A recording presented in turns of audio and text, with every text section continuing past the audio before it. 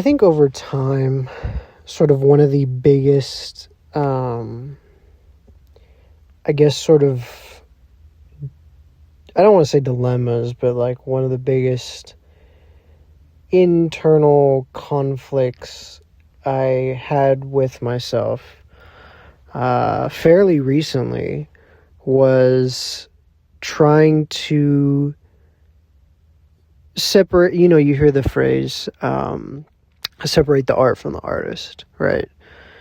Maybe you can for certain things, maybe you shouldn't for certain people, you know. But I kind of thought about it for myself, is there a way that I can separate myself from the art that I make? And can I do it in a way that isn't counterproductive to what it is I'm trying to make, if that makes sense at all? I feel like I sort of developed a very unhealthy obsession with cinematography. And there's some people that are like, yo, that's a good thing. You got to be obsessed with it. And I agree to an extent. But that wasn't the problem. The problem is what came with it, which was this ultimate sort of fusion between myself and the way that I identify in the world. Without the preface of me being like, hey, I'm Alex, I'm a cinematographer. I started to sort of wonder what my life pie would look like, because I get asked the question a lot of like, what kind of hobbies do you have? Or what do you do outside of work? What does your free time sort of look like? And they're all, I end up giving some variation of an answer like, work is my life. I love it. Which is true, I deeply do. But I sort of thought about it, more recently as I got to chatting on a production where we sort of discussed like certain hobbies that we have and certain interests that we have that maybe aren't as developed as we'd like it to be. And I believe me, I have interests and I have sort of hobbies that exist outside of my work and my art. They do exist. But inherently it all is secondary to my work as a cinematographer. It always has been, and I think it always will be. But I think that sort of conversation allowed me to sort of develop this separation between myself and cinematography. In other words, separating the art from the artist.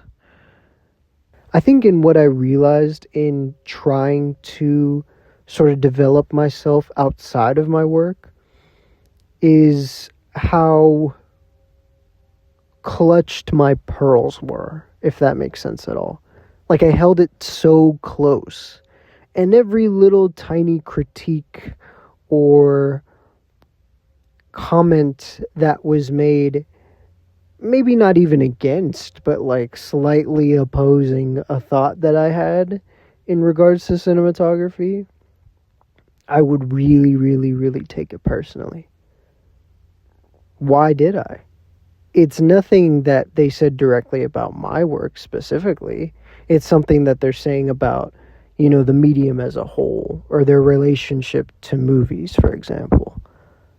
Right? I hold those things close, and it's the same with sort of any artist. You hold your art close. You hold the medium that you work in very, very close and very precious, as you should.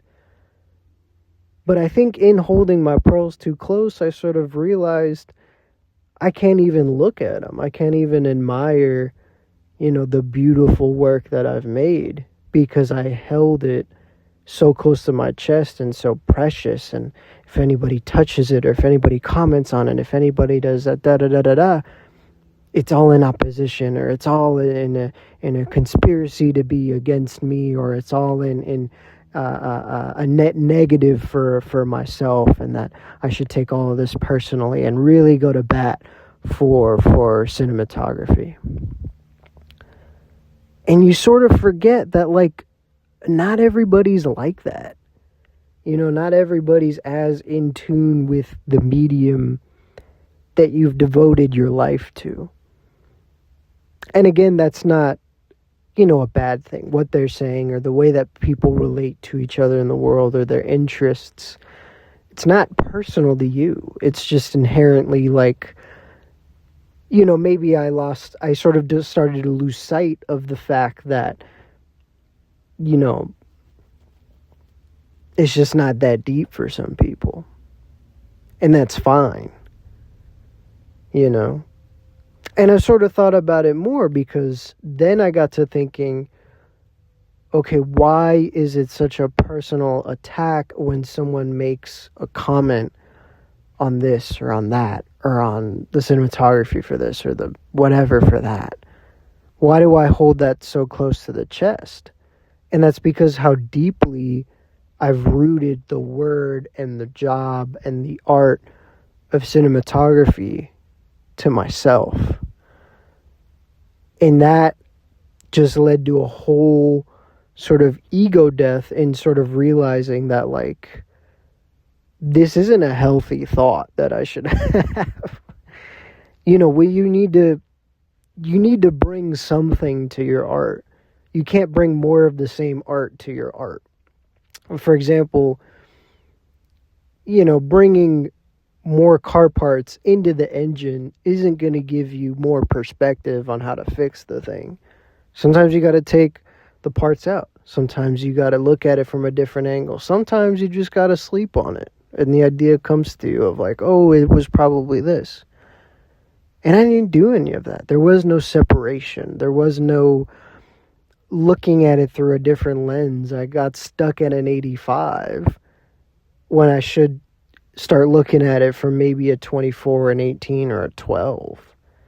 And I think changing the sort of view of it sort of allows me to sort of apply different life experiences to it.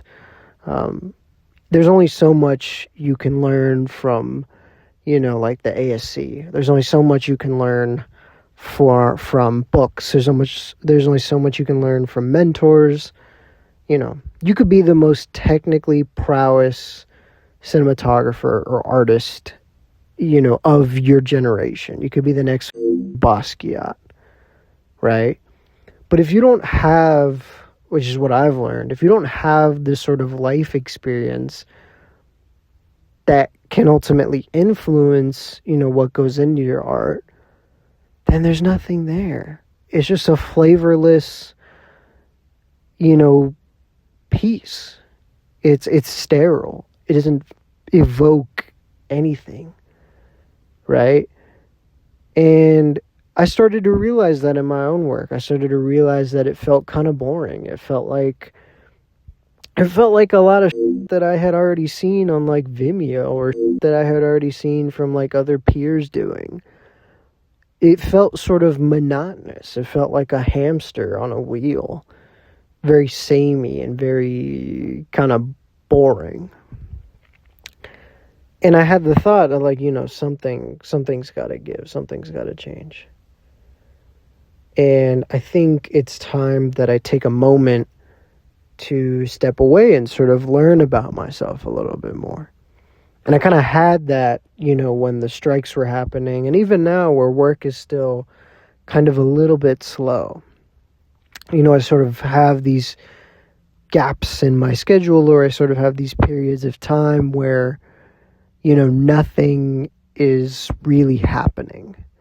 And I get to figure out, oh, where does my mind wander? And I just let it. I try not to, distract myself with some flavor of stimulus immediately. I try to give, my mind a healthy space to ruminate and explore what it likes, what it doesn't. What can we learn from the room being empty when there's no noise, when the dust settles? What can we learn from this? And I discovered a lot about myself. I sort of discovered, certain thought patterns that I was having that maybe I shouldn't have, that were too obsessive or were too unhealthy, if you will.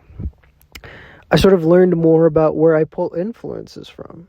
Aside from movies, I've learned that I pull influences from architecture and graphic design. And now that I kind of pick up on it and I've given myself the chance to breathe and sort of just wander and not be so obsessed with the art, I got to explore and I got to see things and I got to wonder what things could look like or feel like. And in turn, I think, the last few projects I think have been inherently better for me. Whereas I'm not looking at it through like, oh, I have to hit, I gotta be at a T56, I gotta be at this ISO so I could get that perfect, middle gray. I gotta get that white balance so that this skin tone looks right. Or, oh, I gotta wrap the light this way. I observed more. And I sort of let, ideas come to be, whether they stuck or whether they didn't stick. I saw things and I allowed myself to kind of go, oh, that looks nice. Maybe I'll try that on this next shoot that I'm going to do where they're looking for some lighting like this. And I observed more. Even in coffee shops, I'd see kind of the way the light kind of cuts through trees and stuff. And maybe I'm saying this and it sounds like I'm still deeply obsessed, which I am. But I think allowing yourself to be separated from the art and separated from the things that you do, I think it allows you to kind of give fresh perspective and to not clutch your pearls and allow you to properly share your art with people and to create things that are fulfilling for yourself, most importantly, but also is equally gratifying as a viewer for the audience to watch because they see every drop of influence, every year or every month of life experience you've had. It seeps through the work. And I want to leave by saying this. I want to say that give yourself the chance to separate yourself from the thing that you identify. And that could exist beyond cinematography. I'm speaking as a cinematographer because that's what I know, that's what I understand, that's what I love. Give yourself the chance to maybe explore another medium. Maybe you work in graphic design, maybe explore photography.